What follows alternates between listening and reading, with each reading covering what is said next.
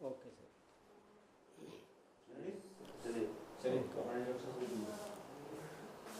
दोस्तों, आप सभी को मेरा नमस्कार।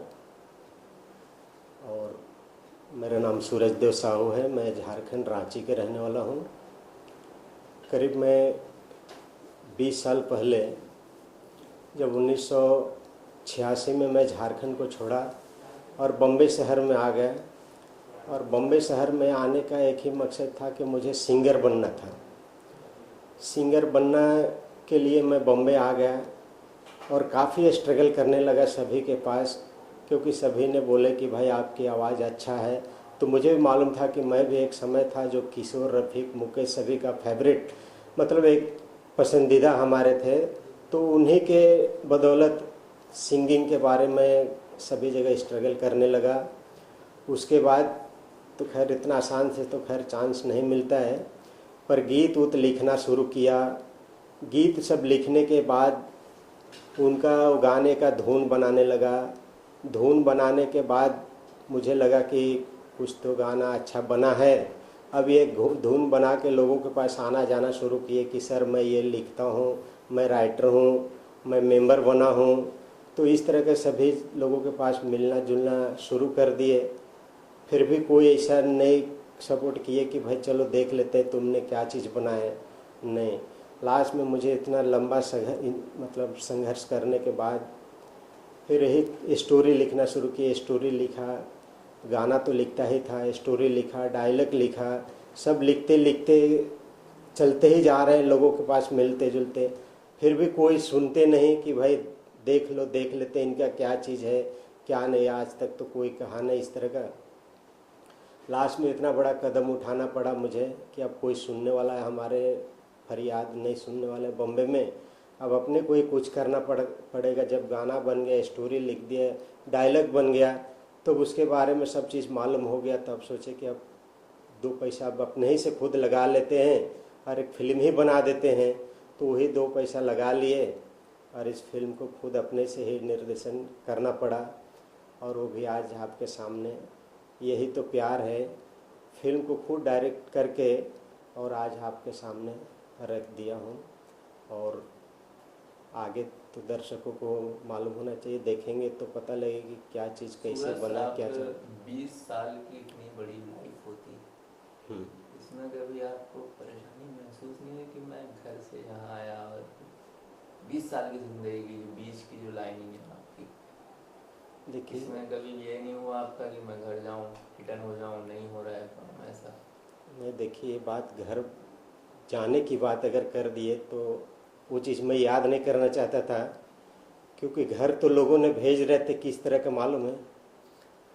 जब मेरा बॉम्बे में कुछ दोस्त ने ऐसे मिल गए जो बोले कि भाई मैं प्रोड्यूसर का असिस्टेंट हूँ, मैं आपका काम आसान कर दूंगा, मैं मिला दूंगा। तो उन्होंने कुछ शर्तें रखे कि भाई ठीक है, अगर तुम हमारे लिए अगर कुछ हेल्प करोगे तो मैं अपने प्रोड्यूसर से मिला दूंगा और तुम्हारा काम आसान हो जाएगा। तो उन्होंने बहुत सारे चीज़ें बताए और हमारे दिल के अंदर, कहने का मतलब एक बड़ा भाई होने के नाते बॉम्बे में एक भाई खड़ा हो गए। तो मुझे भरोसा लगा कि भाई चलो आदमी अगर सच्चा दिल से बोल रहा है तो मैं सच्चा हूँ, मेरे तरह हर इंसान सच्चा ही होगा। उन्होंने एक ही बात बोले कि सूरज देख, मेरी माँ मर चुका है, कभी तुम्हारे घर जाऊंगा, तुम्हारे माँ से बात मैं करूंगा तो मुझे लगेगा कि मैं अपनी माँ से बात कर रहा हूँ। तो इतना हमारे अंदर वो समा गया और एक भरोसा दिया। तो मैं भी भरोसा करने लगा। उस समय उनका चल रहा था फिल्म, आमिर खान जी थे, जूही चावला थे, फिल्म लौ लौ लौ उन सब फिल्मालिया स्टूडियो में। तो मैंने भी सारे चीज़ें जाके उनके साथ अंदर में देखा, घूमा फिरा, तो मुझे भी लगा कि ये सही बता रहे हैं। तो दिल में यकीन हो गया और मैं उनके पास ज्वाइंट हो गया। तो इसी तरह करते करते उन्होंने 2-4 दिन हर जगह घुमाए, तो यकीन होते गया। लास्ट में मेरा सब जो भी 10-20 हज़ार रुपया था वो भी ले लिए, कपड़े ले लिए बैग अटैची के साथ में, और मुझे भेज दिया गया जुहू में। और जुहू तो मुझे मालूम ही था कि शत्रुघ्न सिन्हा जी का ऑफिस था जुहू तारा रोड में। मेरा आना जाना था चालू था स्ट्रगल के काम से। तो वहीं पे वो भेज दिया, बोला कि ये काम करो, तुम वहाँ पे चले जाओ और वहाँ कार्ड बनता है। तो मुझे ऑफिस मालूम था, मैं बोले हाँ ये ऑफिस मालूम है। तो ये फिल्मालय स्टूडियो से मुझे भेज दिया गया जुहू। फिर मैं वहाँ जाने लगा तो मैं बोला देखो भैया, आपने तो सब कुछ मेरा ले लिया, पैसा लिया, बैग लिया, अब मेरे पास कुछ नहीं। अगर मैं उधर चला जाऊँगा, आपने इधर अगर गायब हो जाएंगे तो मैं क्या करूँगा बॉम्बे में, मेरे पास कुछ नहीं। तो बोला उसने क्या कि अगर इस तरह का अगर मुझ पर डाउट करते हो तो तुम एक काम करो, तुम्हारा सारा सामान लो और तुम मेरे से साइड हो जाओ, मैं किसी और को ले लेंगे, उनको मैं ब्रेक दे देंगे। फिर मैं बोले ठीक है, अगर वो नाराज़ हो गए तो भाई चलो, अगर सही बात है तो ठीक है, चलो चलते हैं, अब जो भी करना है बॉम्बे में आपको ही करना है। कह के उनको इसी तरह करके मैं निकल गया जुहू। तो वहाँ गए तो मालूम पड़ा कि वहाँ जुहू में तो कोई ऑफिस है नहीं, और रंजीत स्टूडियो वहाँ पर है। तो मैं अवस्थी विनोद जी थे, शत्रुघ्न सिन्हा जी के असिस्टेंट, मैं उनसे जाके मिला तो बोले क्या कि अंकल मैं इस तरह के काम के लिए मैं आपके पास आया हूँ, किसी आदमी ने भेजा है कार्ड के लिए। तो बोला कि भाई, उन्होंने बोले कि आपको जिसने भी भेजा है यहाँ पर वो आपको चुतिया बना दिया है, कहाँ से आया। मैं बोले फिल्मालय स्टूडियो अंधेरी से मैं आया। तो बोला आप वहाँ फ़ौरन जाइए। मैं सारा चीज़ बता दिए कि अंकल इस तरह का बात हो गया, सारा चीज़ हमारा उन्होंने ले लिए, मैं यहाँ आ गए और इस तरह का बोल के। तो आप बोले फ़ौरन जाइए वहाँ पे, आपको चुतिया बना दिया। फिर मैं वहाँ से आया, तब तक उसी दिन से आदमी गायब हो गया, नहीं मिले। अच्छा, आपको पहला ब्रेक 20 साल में कहीं पे मिला या नहीं मिला, या सिंगिंग के लिहाज से या एक्टिंग के लिहाज से? सिंगिंग के हिसाब से गए थे all India radio music competition में, ये वर्ली में ऑफिस है, वहाँ पे भी जाके एक दो गाना बताए, गाने का धुन बना लिए थे तो उन्होंने कंपोज किया अपने साथ में। उसके बाद बोले कि ठीक है, आपने आवाज़ तो अच्छे किए, गाना भी अच्छे बनाए, आपका पेपर ऊपर रख लिया गया है, पेपर तो दे दिया। उसके बाद वहाँ अंदर गए तो मालूम पड़ रहा है कि उसको और अंदर पहुँचाने तक के लिए करीब करीब आपको 30,000 रुपया इन्वेस्ट करना पड़ेगा। तो उस समय तो 30,000 की तो बात छोड़िए, बहुत ज़्यादा रकम था, वो तो अपन नहीं कर पाए, इसलिए वहाँ पहुँच पाए नहीं। उसके बाद फिल्म का आया नेशनल फिल्म डेवलपमेंट कॉरपोरेशन, उसमें हमारे एक फिल्म सेलेक्ट हो गया था, जिसमें भी वहाँ भी जाओ अंदर तक गए, तीसरा नंबर में मेरा पिक्चर का नाम था। लेकिन भी वहाँ गए तो वहाँ लास्ट में मालूम पड़ा कि यहाँ भी इतना पैसा इन्वेस्ट करना पड़ता है, तो वो भी छूट गया। उसके बाद किसी के पास नहीं गए, ये सब छूट गया। डायरेक्टर लोग के पास गए, राकेश रोशन जी के पास गए, धर्म जी के पास गए, बहुत सारे हीरो डायरेक्टर हैं उनके पास गया, अपने कहानियाँ सुनाने लगा। लास्ट में सब कुछ नहीं हुआ। वही अम्बोली स्टूडियो में, फिल्मालय स्टूडियो में मेरे उसी दिन घटना हो गया। तब से कुछ नहीं, सब बेकार हो गया, सारा चीज़ हमारा छीन के लेके भाग गया आदमी। टोटल मिला के ये कहो कि 20 साल की लाइफ में आपने खुद से अपने आप को खड़ा किया? खुद को एकदम अपने आप को, हर लोगों के पास जाते थे, किसी ने नहीं सुनते थे। लास्ट में यही कदम उठाना ही पड़ेगा, अगर नहीं उठाएंगे तो फिर दुनिया जानेगा कि नहीं 20 साल क्यों रखा है, इंडस्ट्री को क्यों रख दिया। फिल्म आपने खुद ने बनाई और गाने भी खुद गाए? हाँ, मूवी में गाना गाए थे, पहले रिकॉर्ड भी किया था, लेकिन जब मैं टी सीरीज कंपनी के साथ ज्वाइंट हो गया तो उन्होंने क्या बोले कि आपके मार्केट के सिंगर कौन है। तो मैं बोले भाई नया सिंगर तो मैं ही सिंगिंग किया हूँ। तो आप, उन्होंने बोले कि आप इतना बड़ा फिल्म बनाए तो आप उसको सिंगिंग क्यों किए। मैं बोले मुझे मालूम था एक दुनिया को दिखाने के लिए जो अंदर अपने अंदर कला है वो दिखाएंगे, तभी तो लोग को मालूम पड़ेगा इनके अंदर ये चीज़ है, इसलिए इंडस्ट्री में इतना दिन से खड़े हैं। 20 साल एक मूवी, हाँ, वो भी अपने ऊपर आपने गेम खेला पूरा। हाँ। कोई अच्छा इंसान नहीं मिला बॉम्बे में आपको? नहीं मिले थे अच्छे इंसान। उसी दिन बोले कि जब इस तरह का मेरा हादसा हो गया तो लोगों ने क्या बोले मालूम है, एक काम कर दोस्त, तुम घर चले जाओ, तुम्हारे जैसा सीधा साधा इंसान बॉम्बे में टिकना मुश्किल है, तुम घर चले जाओ। तो लोगों ने पैसा भाड़ा उड़ा दे के टिकट कटा के भेज रहे थे। आज वो भी याद है, आज हम बोले फिल्मालय स्टूडियो के सामने, जब मेरे पास कुछ बचा नहीं, सिर्फ एक पहना हुआ कपड़ा और ड्रेस ही रह गया। लास्ट में उन्होंने क्या बोला, अगर ठीक है नहीं जाएगा उस आदमी को पकड़ना। वो इसी तरह का एक छोटा सा कैंटीन में काम लगा दिए, मैं सारे होटल का काम करने लगा, लोगों को स्टूडियो के अंदर चाय पिलाने लगा और बोले कि जहाँ भी वो आदमी मिल जाएगा जिसने आपको इस तरह बताया, वो चुतिया बनाया, आप उसको हम लोग से मिला देना। तो मैं बोले ठीक है, मैं घर तो नहीं जाऊंगा क्योंकि सब कुछ तो बम्बे में लुटा गया, अब क्या लेके जाऊंगा बम्बे। अब अगर बम्बे ने हमको छीन लिया सब कुछ, तो इसी बम्बे को मैं एक दिन अपने अंडर में और मैं कुछ करके बम्बे को दिखा दूंगा, नहीं तो बम्बे हमसे जीत जाएगा और बम्बे से मैं हार जाऊंगा। अभी आपकी मूवी आई है, आगे कुछ करने का इरादा इसके आगे बाद? मुझे करना है, अब तो मैं लगातार करूंगा। तुरंत मेरा चल रहा है मीटिंग सीटिंग, यही तो प्यार के बाद मेरा दूसरा मूवी एक्शन मूवी मैं खुद करूंगा। ये एक्शन मूवी मैं लिखा था सन्नी देओल और सुनील शेट्टी के ऊपर लिखा था कि कोई तो ये हमारे स्टोरी सुने और उनको लेके बनाए, लेकिन जब यही तो प्यार ही है बना ही लिया, तब कोई मार्केट के आर्टिस्ट से पास जाऊंगा नहीं मैं साइन कराने। जो भी मैं फिल्में करूंगा मैं खुद करूंगा, क्योंकि अब किसी को लेने की सवाल ही नहीं होता, क्योंकि जब इतना इन्वेस्ट कर ही दिए और जब फिल्में रिलीज कर दिए तो अब किसी को जा ही नहीं सकते करने के लिए। जितना भी मूवी मैं खुद करूंगा और फिलहाल ही बहुत जल्दी मैं करने ही वाला हूँ। यही तो प्यार है, आपकी उम्मीदों पर खरी उतर गई मूवी। मुझे उम्मीद एक ही चीज़ है, फिल्म तो ये तो खैर आगे पीछे चलते रहता है, पर फिल्म बना के रिलीज कर देना इतना लंबे स्ट्रगल के बाद, वो मेरे लिए सबसे प्लस पॉइंट है। क्योंकि आज मुझे खुशी इस बात के है कि जिस अमित जी के पीछे मैं लाल बादशाह पिक्चर से मैं उनके पीछे लगा था। अमित जी, मैं आपके लिए एक स्टोरी लिखा हूँ, हमारा वतन। मैं आप कम से कम 5 मिनट टाइम दीजिए, मैं आपको स्टोरी बता देता हूँ, आप हाँ या नहीं बोलेगा। ऐसा करते करते मैं काफ़ी दिन उनके पीछे चलते रहा, फिर भी मौका नहीं मिला। लास्ट में बबली बंटी के सेट पे गया कि बोला भाई मेरा दोस्त ने मिला, बोले मेरा सेट पे है अमित जी का सीन, चलो मैं अमित जी से मिला देता। तो मैं सोचे कि चलो भाई अब अमित जी डायरेक्ट मिल जाएंगे। वहाँ पे गया सेट पे, तो सेट पे अमित जी ने वहाँ गाना चालू है और मैं कुछ बगल में जाके खड़ा हो गया, तो ऐसा हाथ बांध के खड़ा हो गया। मुझे क्या मालूम जी अमित जी को इस तरह का बुरा लगता है। अमित जी ने अपने बॉय को बुलाया और मुझे सेट से बाहर करा दिए। तब से मैं अमित जी को भी भरोसा छोड़ दिया, ख़त्म कर दिया, किसी से मिलना जुलना नहीं। उसी दिन से मैं सोचा अब हमारे कहीं कोई सुनने वाले नहीं हैं, अब जो भी कुछ करना है मुझे करना है, और वही करना पड़ा मुझे। आप गाना जरा गा के बता सकते हैं? जरा सुनाइए गाना एक दो अपना पसंदीदा जो है। गाना तो मैं किशोर का गाता ही था, और यही आवाज़ के बल पे मैं बॉम्बे में कदम रखा। पर अगर बॉम्बे में आने के बाद कठिनाई होती नहीं, 2-4 लाइन हो जाए उसकी। तो किशोर जी का गाना था, एक दो शब्द बता देते हैं जिससे आप लोग को पता लगेगा कि इन्होंने कुछ तो लेके आए थे अपने अंदर बॉम्बे।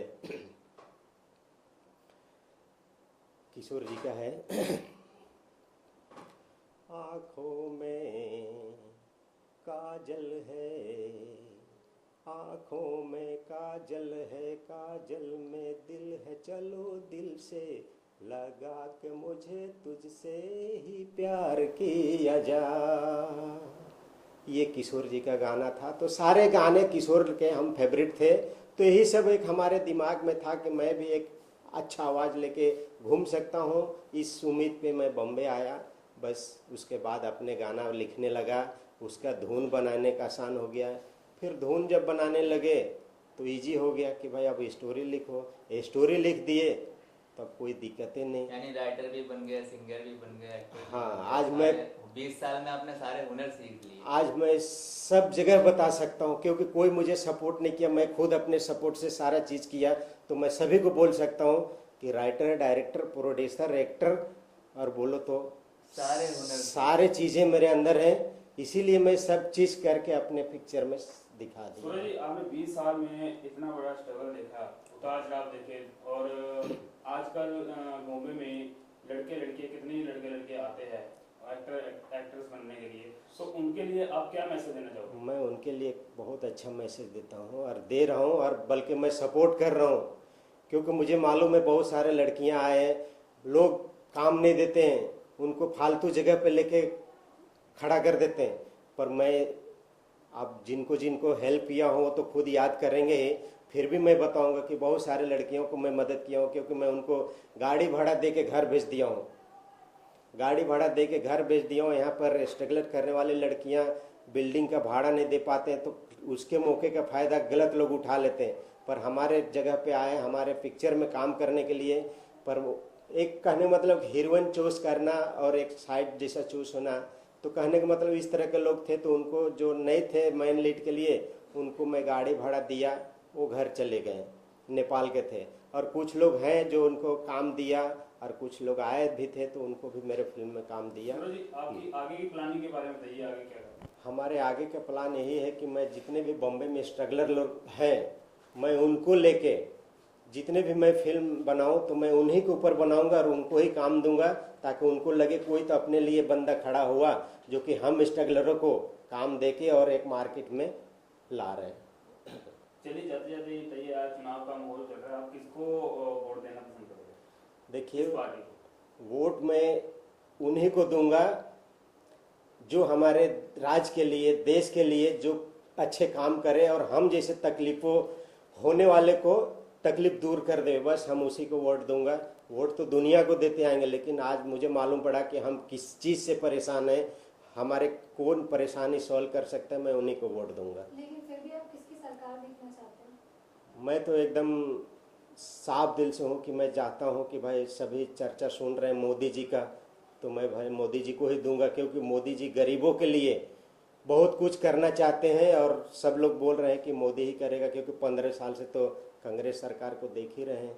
तो मैं उनको भी नहीं बुरा बोलूँगा, पर अगर सब लोग उनको साथ देंगे तो मैं भी दूंगा, नहीं तो मोदी जी तो है ही हैं, क्योंकि मोदी जी खुलेआम बता रहे हैं, लोगों ने उनको चॉइस कर रहे हैं। तो भाई जो अच्छा करेगा मैं उन्हीं को वोट डालूंगा। तो आप ऐसा कुछ चाहते हैं कि कोई ऐसे बदलाव हो कुछ से? बदलाव तो पूरा होना चाहिए, क्योंकि आज महंगाई होने के कारण से आज मैं इतना बड़ा काम करने के बाद भी मुझे बस में ट्रैवल्स करना पड़ता है और गाड़ी खड़ा करके रखना पड़ता है, क्योंकि पेट्रोल डीजल इतना महंगा हो गया है कि उसका तो सोचना ही बंद है। तो जो चीज़ सरकार अपने लिए सपोर्ट करेगा, कम करेगा, मैं उन्हीं को सपोर्ट करूंगा अपने वोट जरिए।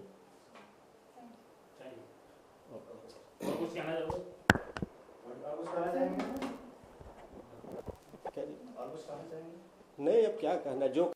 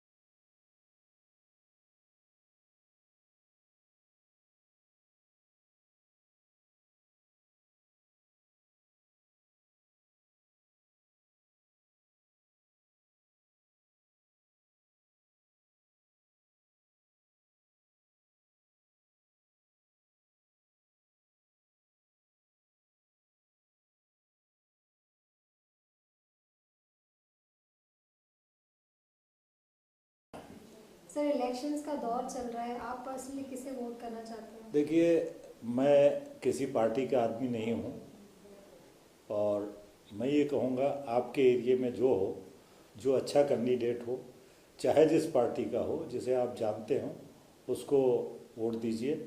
और मैं भी यही करूँगा, जिसको मैं जानता हूँ, पहचानता हूँ, उसके काम को जानता हूँ, वोट उसी को करूँगा। मैं किसी पार्टी के लिए बात नहीं करता हूँ। फिर भी किसी मतलब किसकी गवर्नमेंट देखना चाहेंगे, किसकी सरकार, कुछ ऐसा सोचा है? देखिए, सरकार का तो यह है, चाहे जो भी सरकार आए, भुगतना तो हम लोगों को आई है। तो मैं कोई ये नहीं बोलूँगा ये सरकार देखना चाहता हूँ। मैंने पहले बोल दिया, मैं कोई पॉलिटिकल बात नहीं करूँगा। जो भी आएगा, पेट्रोल महंगा करने वाला है, जो भी आएगा वो करने, क्योंकि अपने घर से तो लाएगा नहीं, तो वही भुगतना है, खाली नाम बदल जाएगा। ये टाटा का है, ये अमूल का है, ये मतलब सिर्फ लेवल बदल जाएगा, तकलीफें वही रहने वाली हैं। जी।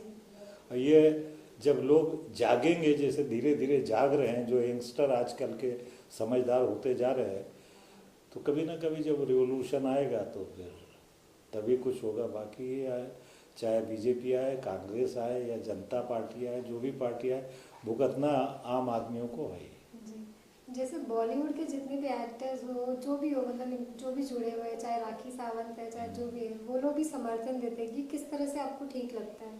क्योंकि उनका अलग है, वो लोग पॉलिटिक्स से तो जुड़े भी नहीं हैं। नहीं, क्या होता है, हर एक को शौक पूरा करने का हक है। अभी अगर मैं इस गर्मी में वूलन सूट पहन के निकल जाऊँ, कोई मना थोड़ी करेगा। तो ऐसे कोई पॉलिटिकल पार्टी बना ले, कोई बना ले, चंदा मिल जाए तो मैं भी पार्टी बना लूँ, लेकिन हमको मिला नहीं तो मैं भी एक पार्टी बना देता। आज पार्टी बनाना ऐसा है जैसे एसोसिएशन का मेंबर बनना।